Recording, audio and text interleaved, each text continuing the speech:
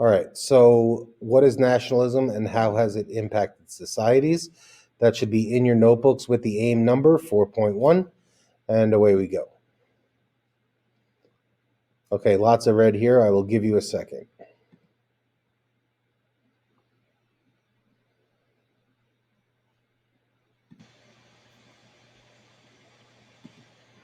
All right, so nationalism we will define as a feeling that people have of being loyal to and proud of their country in general.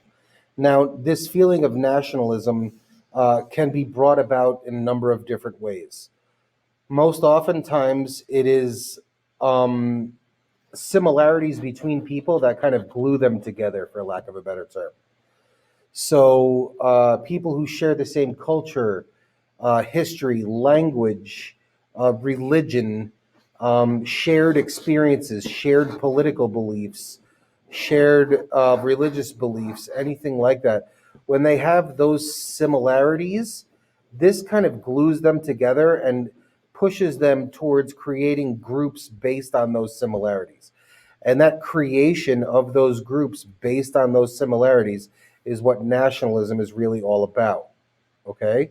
So, for example, when we talk about the United States and the 13 colonies, for example, nationalism is created amongst the colonists based on their shared experience.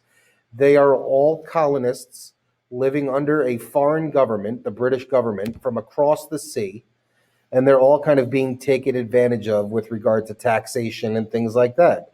So it is those similarities that glue those people together and bring about that feeling of nationalism that exists amongst them.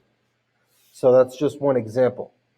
Oftentimes, this results in the creation of new nations, or the breakup of one big country into several small countries, and that's something that we will take a look at also.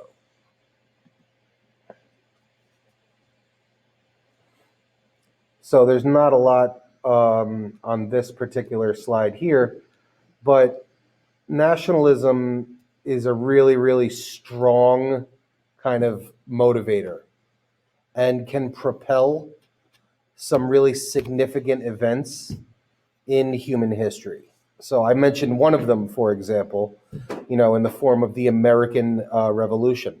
The French Revolution is another one. It is that third estate, that shared experience of living in the third estate in France brings about the French Revolution. I think we could all agree that the Reign of Terror is generally, a negative kind of situation. They're executing a lot of people in a very short amount of time, right? So that is an example where nationalism, the third estate's desire to be kind of included and to change, to have a say in the way that they are governed, and they go about that through the Reign of Terror. That's an example of nationalism kind of having a negative impact in that particular case. Now, on the other end of that, France will come out the other side eventually with some foundations of democracy. So that's an example of nationalism having a positive impact, right? So it can go either way. There are good things that come about as a result of nationalism, and there are bad things that come about as the result of nationalism. All right.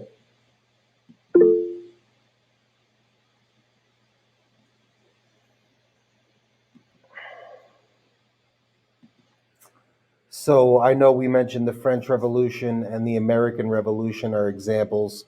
Another example is Gandhi's work in India, for example. We will talk about this coming up, but essentially India will become a colony of Great Britain. And Gandhi will lead his people towards a struggle for independence from Britain, and it is nationalism that motivates that action. It is the shared culture of India and their pride in themselves and their country that motivates them to seek independence, and to kind of determine their own future. That's another big part of nationalism also. It is, nationalism pushes groups to kind of be self-determinant and not be, kind of the subject or, under the thumb of other nations. That's a big part of it also. So French Revolution, American Revolution, and Gandhi's fight for India's independence are good examples of how nationalism can have positive impacts.